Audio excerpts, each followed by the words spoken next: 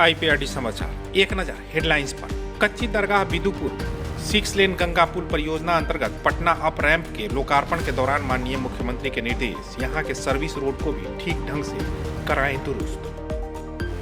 माननीय मुख्यमंत्री ने कहा, विश्व के बेहतरीन केंद्रों में से एक होगा doctor APJ Abdul Kalam science city.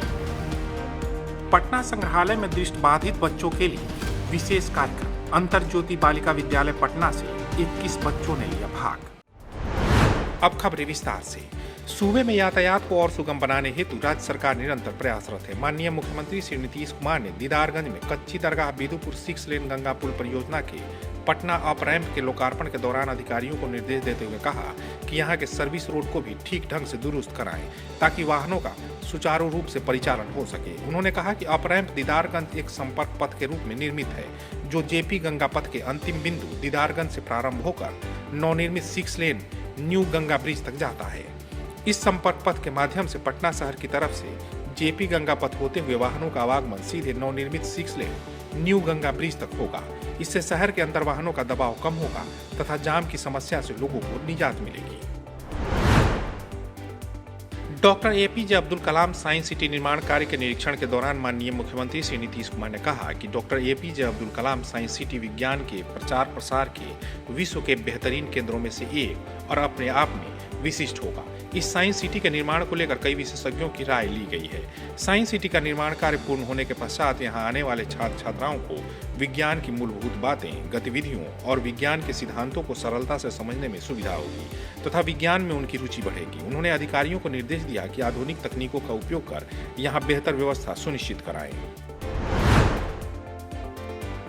माननीय मुख्यमंत्री श्री नीतीश कुमार की पहल पर पटना संग्रहालय में दृष्टि बाधित बच्चों के लिए एक विशेष कार्यक्रम का आयोजन किया गया। कार्यक्रम में अंतर ज्योति बालिका विद्यालय पटना से 21 बच्चों ने भाग लिया। कार्यक्रम की शुरुआत बच्चों को वर्तमान मैक्सिको प्रदर्शनी दिखाने से हुई। यहाँ ईवा मल्होत्रा द्वारा बनाई गई पेंटिंग्स को बच्चों ने स्पर्श कर समझा और प्राचीन माया, टियोतिहुआकान और एज़टेक सभ्यताओं के बारे में जाना। साथ ही बच्चों को बताया गया कि माया सभ्यता कैसे सूर्य और ग्रहों का अध्ययन कर कैलेंडर बनाती थी और किस प्रकार पौधों, पत्थरों और ध्यान से रोगों का उपचार किया जाता था। अंत में बच्चों को आनापानसति ध्यान विधि सिखाई गई, जिससे वे मानसिक और शारीरिक रूप से स्वस्थ रह सकें। यह प्रदर्शनी म्यूजियम बिनाले 2025 का हिस्सा है और 7 अक्टूबर तक पटना संग्रहालय में चलेगी। संस्कृति, परंपरा और संवेदनशीलता से जुड़ा यह आयोजन इन विशेष बच्चों के जीवन में नई रोशनी लेकर आया है। पटना के जिलाधिकारी डॉक्टर त्यागराजन एसएम की अध्यक्षता में नेताजी सुभाष चंद्र बोस आवासीय छात्रावास प्रबंधन सह अनुश्रवण समिति की बैठक हुई।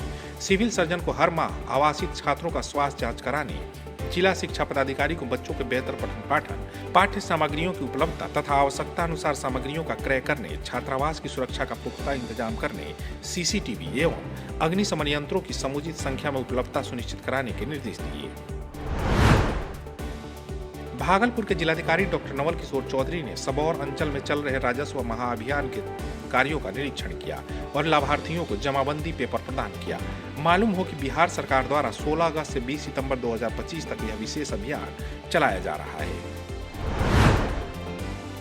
बांका के जिलाधिकारी श्री नवदीप शुक्ला एवं पुलिस अधीक्षक श्री उपेंद्र नाथ वर्मा द्वारा वन स्टॉप सेंटर बांका का निरीक्षण किया गया। उन्होंने संबंधित अधिकारियों को कई महत्वपूर्ण निर्देश दिए। बक्सर के जिलाधिकारी डॉक्टर विद्यानंद सिंह की अध्यक्षता में यातायात प्रबंधन की बैठक हुई। उन्होंने अधिकारियों को शहर में जाम की स्थिति के निराकरण हेतु कई महत्वपूर्ण कार्रवाई के निर्देश दिए। सारण के जिलाधिकारी श्री अमन समीर की अध्यक्षता में शिक्षा विभाग से संबंधित जिला स्तरीय अनुकंपा समिति की बैठक हुई। बैठक के दौरान मृत शिक्षकों के आश्रितों से प्राप्त लिपिक के पद पर नियुक्ति हेतु 228 आवेदनों एवं परिचारी पद पर नियुक्ति हेतु 19 आवेदनों एवं उनके कागजातों की गहन समीक्षा की गई। समीक्षा के उपरांत कुल 136 आश्रितों को विद्यालय सहायक के पद पर नियुक्ति हेतु एवं 11 आश्रितों को परिचारी पद पर नियुक्ति हेतु अनुशंसित किया गया।